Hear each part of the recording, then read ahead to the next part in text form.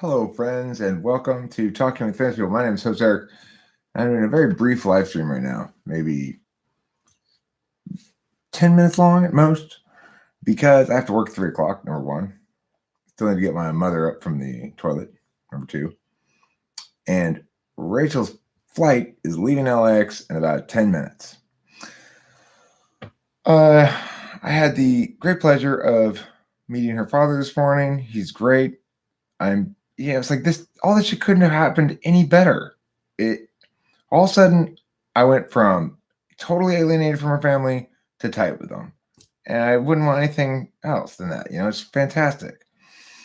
So anyway, she is shortly going to take off for New York. Have a fun flight, Rachel and Mike. And thank you for your time with me here. It was fantastic. I'm looking forward to seeing you again in Reno, which is to say, I currently have plans, although it's a little bit tentative. I want to make sure she's up for it at that point. It's only like 3 weeks away.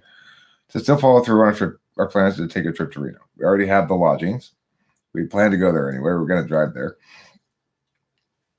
So all this will require is for me to get her a round trip ticket New York to Reno and back. So, and then I'll drive to Reno still, and we can go to Reno, as we discussed this morning. So, also, she's way better this morning. Just like way better. And great.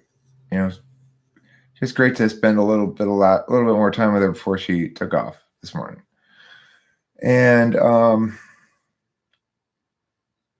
so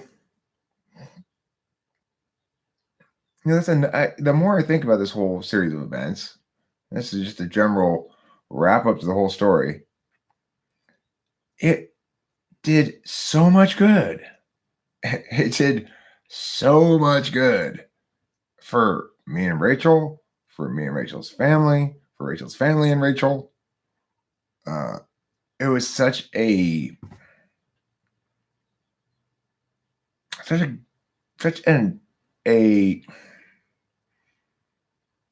learning thing for me. I learned so much about the way I think about human beings, about couples, about what it means to fight versus have an actual problem and shit like that, I'm recognizing that the spectrum of selves that we all inhabit to some extent, during the throes of that stuff,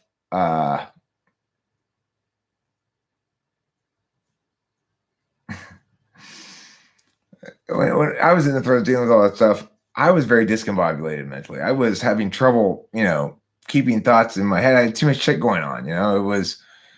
I was expressing a self that was very himself, rather unstable. Not insane unstable, but less stable self than normal, for example, or a less optimal, depending on how you look at it, self. Certainly a somewhat more stressed and overwhelmed self.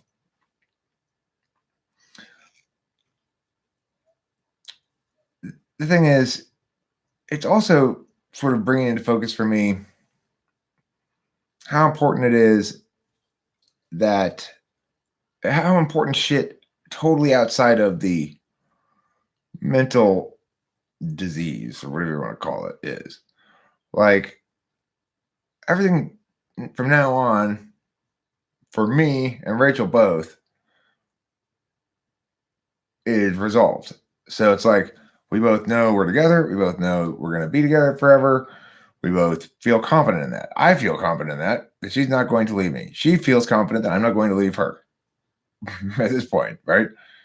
If we can successfully make it through this shit, which really wasn't difficult, frankly. I mean, it was stressful. It was informative. It was sob-inducing at times. But at least it was interesting. I was not bored at all. So, which is great. It's great not to be bored. But the other thing is, how much it drives home the fact that, like, we know, we already know what's going on with other people. Like, if somebody tells you, I sent her off in the loving arms of her father. So if it's up to him at that point to get her safely onto the plane, because um, nowadays, Joel and Nathan Henry, I will briefly make you a moderator so you can post a link here. And I will unmake you a moderator a second from now. Didn't I do that for you, Octavia Silva? How did you manage to stay a moderator? Hey, wasn't I supposed to unmake you a moderator too? Okay. Well, it's not just perspective. This is a thing. Perspective is everything is an SI kind of thing.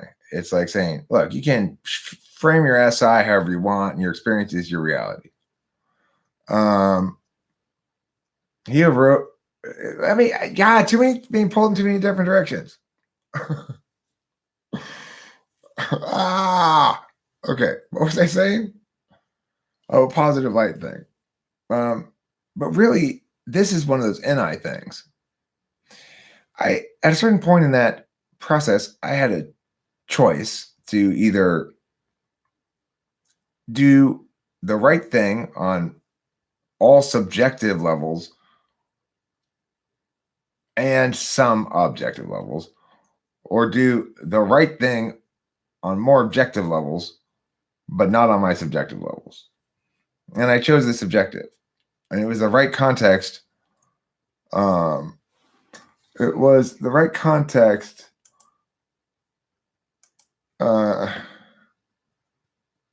for me to use my subjective metrics. And then what ended up happening when I used my subjective metrics is all these objective benefits collapsed that I wasn't anticipating. You know, like I said, all of a sudden I'm tight with her parents. She and I have more reason to trust each other because we trusted each other when shit was dicey, you know? And also, I have good logical reason now to believe that she's not going to leave me. Not that I was ever really particularly worried about it, but man.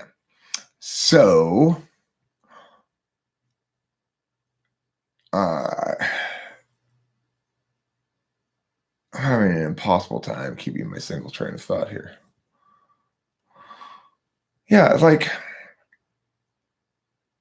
what better way to bring me into her family in a meaningful way than to force us to collaborate together, team up to save Rachel? What better way of bridging gaps? Because, you know, I don't want to be at odds with my wife's family. And Rachel will definitely be my wife at some point. Unless she says no. I guess I should consider that possibility. Anyway, she's not going to say no. The thing is, we know each other. Rachel and I really know each other. I don't know what else to say about it except the same sorts of things are important to each of us.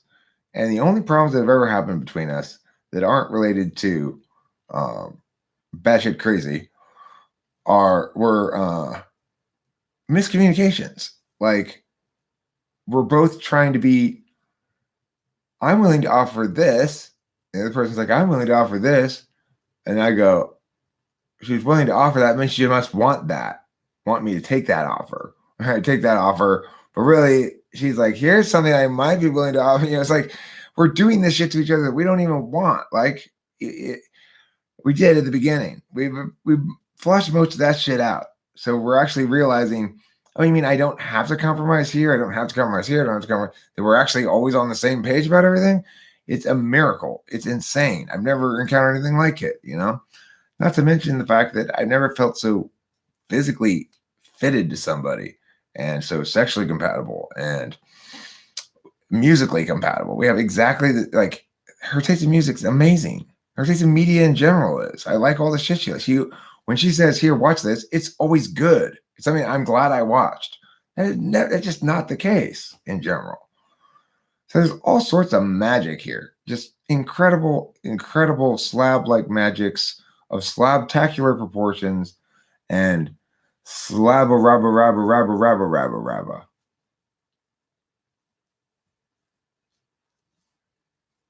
The man who stuck you thick and crazy and won. That's me. That's me. Fuck yeah. It's fantastic. She's INFJ. I got to split. It's 2:20. I got to get my mom up for the pot. Then I got to go to work.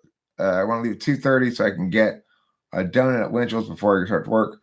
So that means I got to split now because I've only got 10 minutes cushion here to get my mom up immediately. I am the first one probably ever to do that, Hambone. I like that. That's great.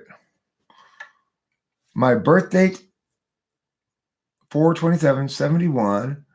The time is 1:29 a.m. and the location is Panorama City, California. I'm doing fantastic. I know I'll be a little sad in the brief absence I'm having with Rich. I'll see her in like 3 weeks. We're going to Reno. It's fine. We're cool. We're going to be just fine in a long distance relationship too. Yeah, I got to go. I got to split. Love you all. I hope you got all that information, Winston's mom. 4/27/71, Panorama City, 1:29 a.m. Goodbye.